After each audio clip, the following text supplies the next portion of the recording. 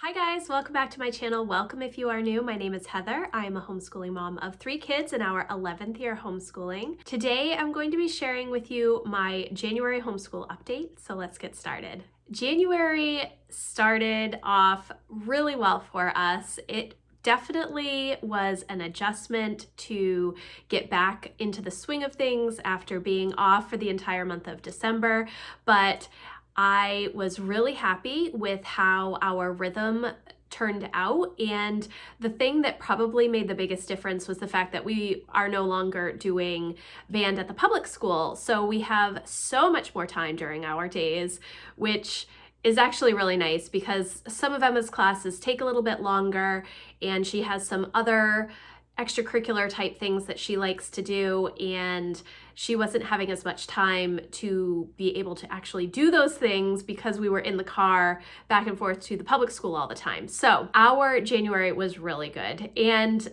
I did not feel nearly as prepared as I had hoped because typically in December I will take the time to map out the next semester. I have a big overview of our entire year, but I do like to just kind of check in and see where we are, see if we are behind in anything or if we are ahead in anything, if there are some things that we need to take more time on. And I did not have that time in December because my kids were sick pretty much from Thanksgiving right before Christmas. So I was not able to get a good handle on the second semester, but because I put so much prep work into the summer and getting everything ready this past summer, I spent a lot of time really researching and going through all of the books and the questions.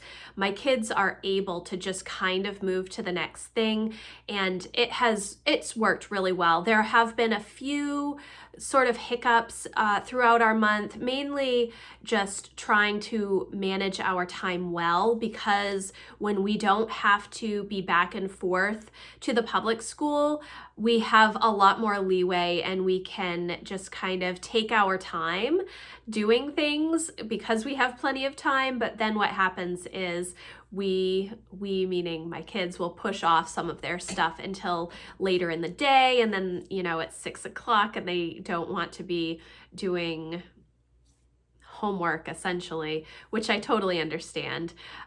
So we are working on some efficiencies, just trying to figure out the best way for us to set up our day when we do have the free time.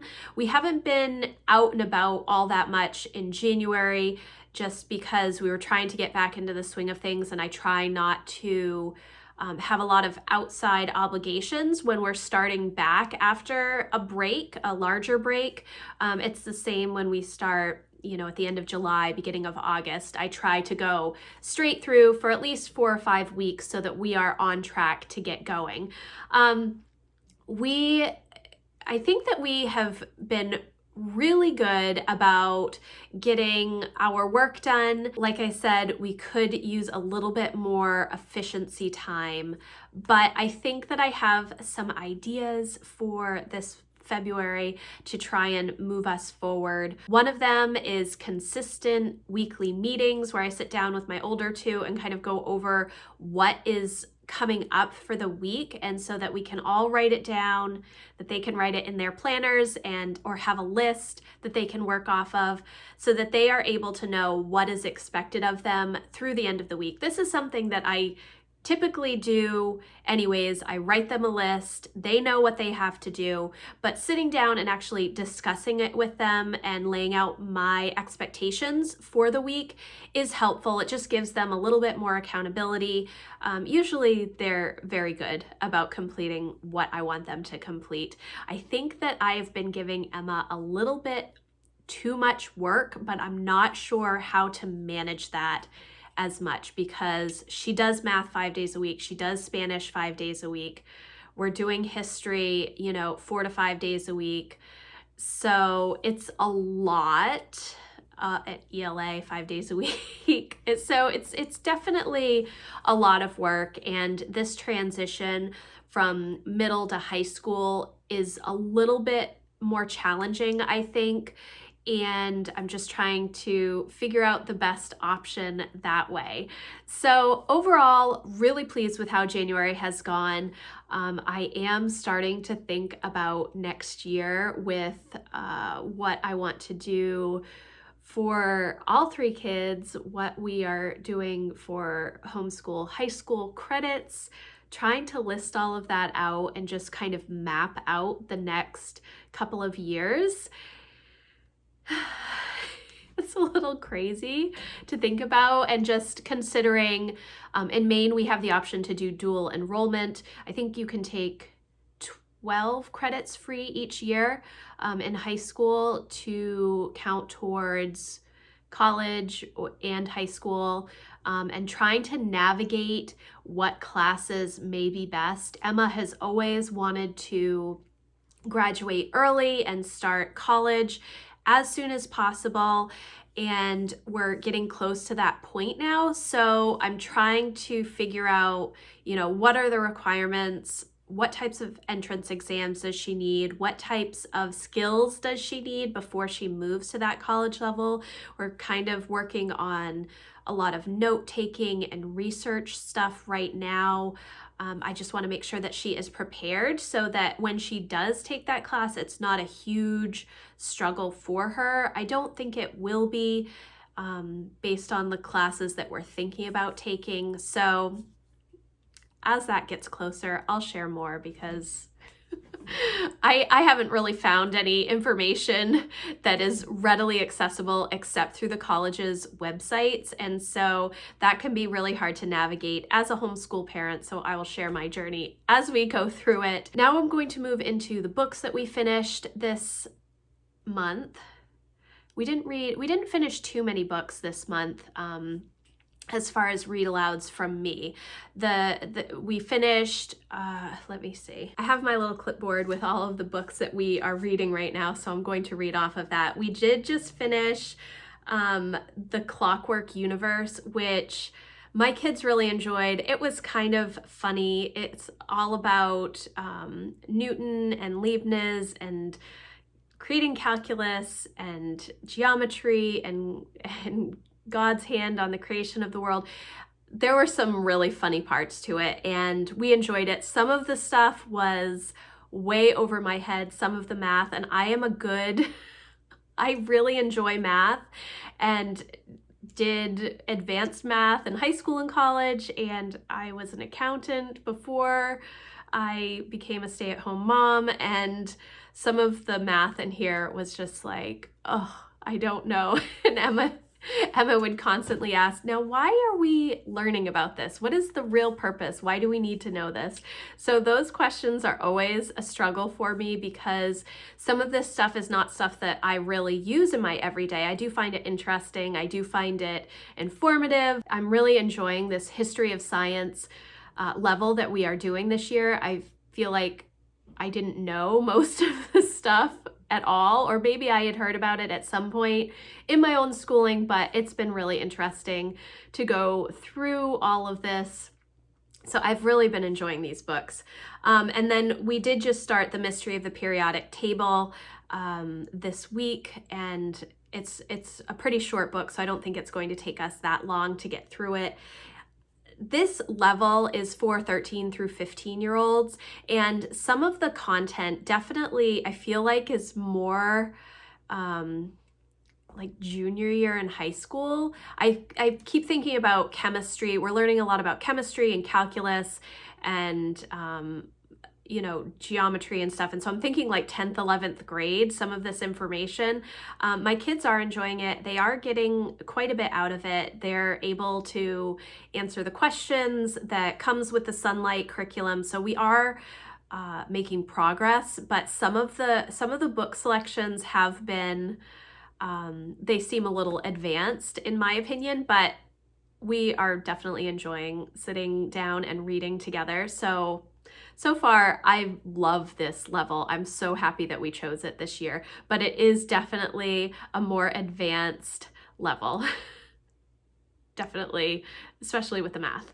Okay, and then we finished A Christmas Carol. like I think the second week in January. Like I said earlier, my kids were sick in December. We had started it in December. I think we read 1 or 2 chapters right before Christmas, and then we kind of put it on the back burner and just vegged out between Christmas and New Year's. And then when we started back, January 3rd, I think that's when we started back, I read the rest of it that week, and they really liked it. We watched all of the adaptations, you know, from the Disney one with Jim Carrey to the Muppets to the regular one. So it was really good. We all liked that. And then the other book that we finished this month for read alouds was Belle Prater's Boy. It was a good book. It was kind of sad because it dealt with this boy whose mom just disappeared. She ended up just leaving him. And I think it is a series now. I think there is maybe another book. I don't know if they find the mom in a future book. It also dealt with suicide. And so that was a little challenging to go through. And my kids, they haven't really enjoyed the read alouds as much from this level as they've enjoyed the history and science portions of level J, the sunlight level that we're using. They just don't seem to connect with some of the characters. Like the first book that we read this year was Holes, and they really didn't like it. They didn't find any redeeming qualities in any of the characters. They did like Mr. Max, the Book of Lost Things. Although again, the parents disappeared, and Emma I think is very similar to me, and she just wants like a happily ever after. We love like Hallmark movies and stuff like that. So even like the Hallmark movies and mysteries with all the murder mysteries and Agatha Christie and stuff like that, we like all of that stuff, but there always seems to be a good ending. Yeah, so Belle Prater's Boy, it was like a 3-star for us, I think. Now we're in Fish in a Tree, and again, Emma is like not exceptionally happy with how people are treating the main character, and they are enjoying the book, but it's not been, it hasn't been as good of a read aloud time for us this year, but that's okay, because she has really enjoyed all of the readers in this level. Jack does not do the ELA in level J. That's just Emma that she is doing that. Jack is using the language arts level G right now, and we are just sort of picking and choosing books.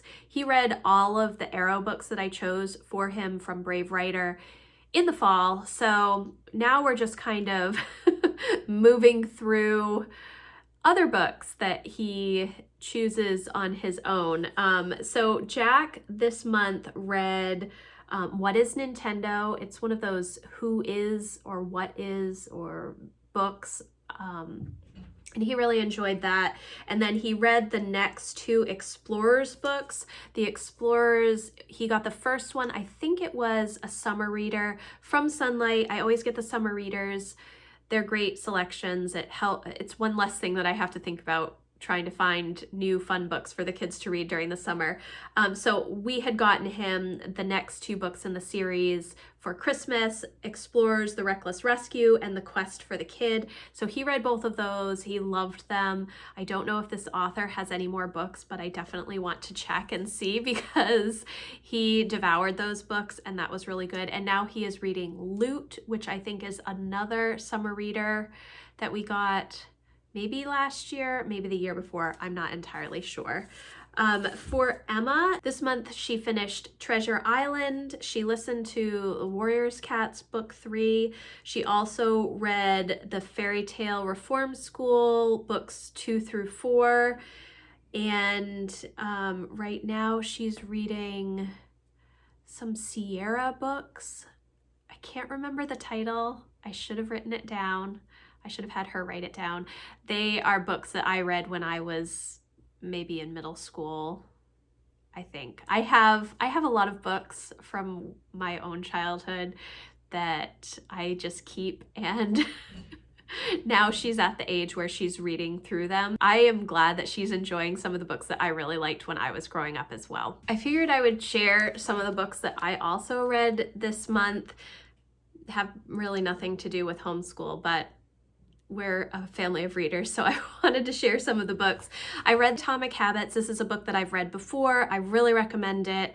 It is a great, great book on productivity and trying to do habit stacking and things that I really find a lot of value in.